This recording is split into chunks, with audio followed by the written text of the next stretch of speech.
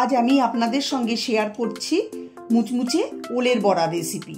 সবচেয়ে সহজ পদ্ধতিতে মাত্র ৫-৭ মিনিটে একদম ঘরোয়া উপকরণ দিয়ে এই রেসিপিটা আপনাদের করে দেখাবো। আপনারা কিন্তু অবশ্যই পুরো ভিডিওটা দেখবেন, পছন্দ হলে লাইক কমেন্ট শেয়ার করতে ভুলবেন না। নমস্কার বন্ধুরা, রিমির বাঙালি রান্নাঘরে আপনাদের সবাইকে স্বাগত। আমার আজকের রেসিপি মুচমুচে ওলের বড়া। এখানে আমি নিয়েছি 200 গ্রাম ওল। ওলের খোসা ফেলে দিয়ে মাঝারি টুকরো করে কেটে ভালো করে ধুয়ে নিয়েছি। এখন ওল সেদ্ধ করে নিতে হবে, তার জন্য প্রেসার কুকার নিয়ে নিয়েছি। এর মধ্যে কেটে রাখা ওল দিয়ে দিচ্ছি, তার সঙ্গে দিয়ে দিচ্ছি 1 কাপ জল। এখন কুকারের ঢাকা বন্ধ করে 2-3টে সিটি দিয়ে ওল সেদ্ধ করে নেব। ওল সেদ্ধ হয়ে গেছে। এখন সেদ্ধ করা ওল জল থেকে তুলে একটা বড় পাত্রে রেখে দিয়েছি। এখন হাত দিয়ে ওল ভালো করে মেখে নেব।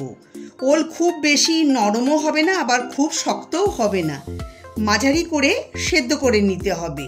তবে খেয়াল রাখবেন, সেদ্ধ করার পরে ওলের মধ্যে যেন অতিরিক্ত জল না থাকে, ভালো করে জল ঝরিয়ে নিতে হবে।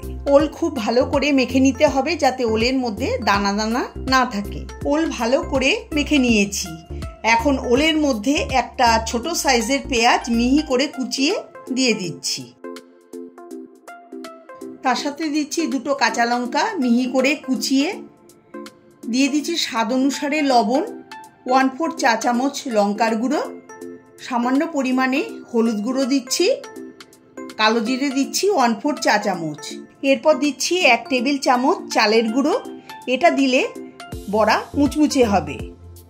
সবার শেষে দিয়ে দিচ্ছি 2 টেবিল চামচ বেসন। এখন হাত দিয়ে সব কিছু ভালো করে মিশিয়ে নেব।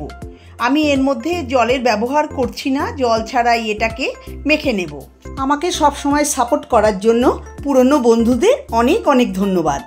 যারা যারা আমার চ্যানেলে নতুন এসেছেন তারা প্লিজ আমার চ্যানেলটাকে সাবস্ক্রাইব করে আমার পাশে থাকবেন। দেখুন মাখাটা একদম হয়ে গেছে। এটাকে একটু এরকম টাইট করেই মেখে নিতে হবে। এখন আমি বড়া বানিয়ে নেব। হাত পরিষ্কার করে ধুয়ে হাতে সামান্য তেল লাগিয়ে এখান থেকে নিয়ে প্রথমে এক হাতে এরকম গোল গোল করে নিতে হবে। তারপর 2 হাতের তালুতে রেখে গোল করে চ্যাপটা বড়া বা টিকিয়ার আকারে করে নেব।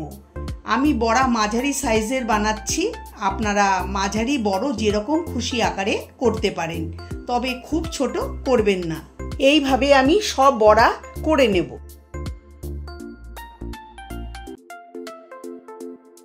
দেখুন সব বড়া তৈরি করে নিয়েছি। এখন আমি ভেজে নেব। গ্যাসে কড়াই বসিয়ে দিয়ে দিচ্ছি 4-5 টেবিল চামচ সর্ষের তেল। তেল গরম হয়ে গেছে। এখন আগে থেকে বানিয়ে রাখা বড়া এক এক করে তেলে দিয়ে দিচ্ছি। গ্যাসের ফ্লেম মিডিয়াম টু লো করে বড়াগুলোকে ভেজে নেব। আমি এই ভাজাটা সর্ষের তেলে করছি। সর্ষের তেলে করলে খেতে খুবই টেস্টি হবে। এই বড়া আপনারা গরম গরম ভাত ডালের সঙ্গেও খেতে পারেন, আবার চায়ের সঙ্গেও খেতে পারেন। এক পাশ ভাজা হলে অপর পাশ উল্টে ভেজে নিতে হবে। উল্টে পাল্টে বড়াগুলোকে ভেজে নিয়েছি।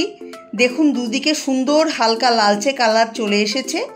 এখন বড়াগুলোকে তুলে তেলটা ঝরিয়ে একটা প্লেটের মধ্যে রেখে দেব।